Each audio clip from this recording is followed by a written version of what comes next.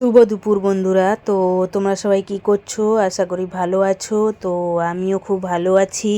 আর তোমাদের কি কি রান্না হচ্ছে অবশ্যই কমেন্টে জানাবে। আর আজকে দেখো আমার শ্বশুরমশাই নিয়ে এসছে ইলিশ মাছ। তো ইলিশ মাছের ঝাল করব। তো পুরো ভিডিও দেখার অনুরোধ রইল।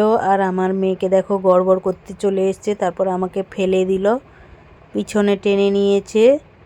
হ্যাঁ, এই সব গড়বড় করার জন্য দেখো।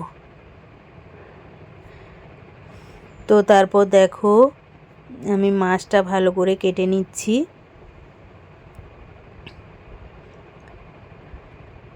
আর ইলিশ মাছ তো সবারই কম বেশি পছন্দ, কেননা বাঙালিদের একটা প্রিয় মাছ ইলিশ মাছ।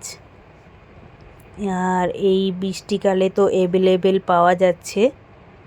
আর দেখো আমি ভালো করে কেটে নিচ্ছি, একটা কেটে নিয়েছি আর একটা কেটে নিয়েছি। তো একটা মাছের মধ্যে একটুখানি ডিম হয়েছে, আর এই মাছটার মধ্যে বেশি ডিম হয়েছে। ডিম হয়ে গেলে একটু টেস্টটা কম হয়, ডিম না থাকলে একটু টেস্টটা বেশি হয়। তো দেখো আমি কেটে নিচ্ছি। যাই হোক, নিয়ে যখন এসছে তখন তো খেতেই হবে। তো দেখো আমি মাছটা প্রথমে ভালো করে কেটে নিচ্ছি।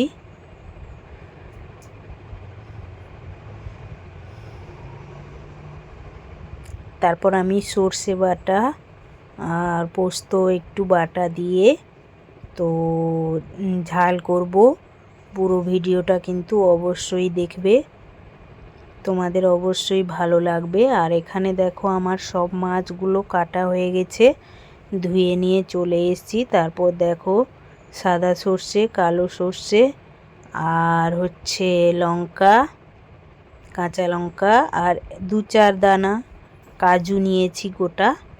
আর দেখো মাছের মধ্যে আমি লবণ, হলুদ আর একটু লঙ্কার গুঁড়ো আর একটু সর্ষের তেল দিয়ে মাখাবো, কেননা ওই যে মাছের একটা আঁশটে গন্ধ থাকে, ওই গন্ধটা কিন্তু চলে যাবে ওই লঙ্কার গুঁড়ো আর সর্ষের তেল মাখালে। তো দেখো আমি ভালো করে মাখিয়ে নিচ্ছি। এখানে মাখানো আমার কমপ্লিট হয়ে গেছে। তো কড়াইটা বসিয়ে দিলাম, তারপর একটু সর্ষের তেল গরম করছি। তারপর দেখো একটুখানি কালো জিরে আর কাঁচা লঙ্কা ফোড়ন দিয়ে একটু ভেজে নিচ্ছি। তারপর লঙ্কার গুঁড়ো আর একটু হলুদ গুঁড়ো দিয়ে তারপর আমি জল দিয়ে দিব। তো ভালো করে ফোটাবো আমি। তো ভালো করে ফুট এসে গেছে, এবার একটু সর্ষে বাটা দিয়ে দিব আমি। তো দেখো সর্ষে, পোস্ত আর গোটা কাজু আর কাঁচা লঙ্কা, আমি সাদা কালো দুটো সর্ষে দিয়েছি। আর এখানে দেখো খাঁকাগুলো আমি ফেলে দিলাম। তারপর দেখো ফুটে গেছে আর লবণ দিয়ে দিয়েছি। তারপর একে একে মাছগুলো আমি কাঁচা মাছ দিয়ে দিলাম, তোমরা চাইলে একটু হালকা করে ভেজে দিতে পারো। তো আমি আজকে কাঁচাই রান্না করব। তারপর দেখো এখানে ফুট চলে এসছে, আমি কাঁচা লঙ্কা দিয়ে কিছুটা ঢাকনা দিয়ে রেখেছিলাম। তারপর একটু ধনেপাতা কুচি আর একটুখানি সর্ষের তেল দিয়েছি। তো আমার রেডি হয়ে গেছে। তরকারিটা কেমন হয়েছে কমেন্টে অবশ্যই জানাবে। আর তোমাদের আজকে কি কি মেনু হয়েছে অবশ্যই জানাবে। আর এই ছিল আমার দুপুরবেলার মেনু।